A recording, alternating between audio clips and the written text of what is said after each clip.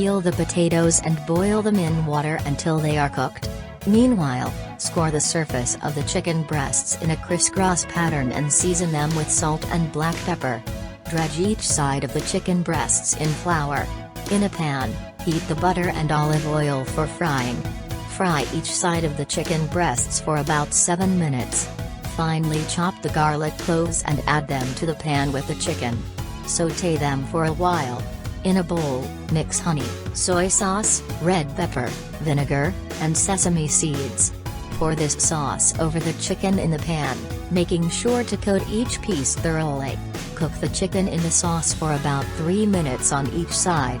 Add the chopped spring onions and sauté for an additional minute before removing from heat. For the mashed potatoes, mash the boiled potatoes and mix them well with butter, milk, chopped parsley, and a pinch of salt. Spread the mashed potatoes on the serving dish to form a base. Place the cooked chicken steak with honey sauce on top of the mashed potatoes. Enjoy your meal.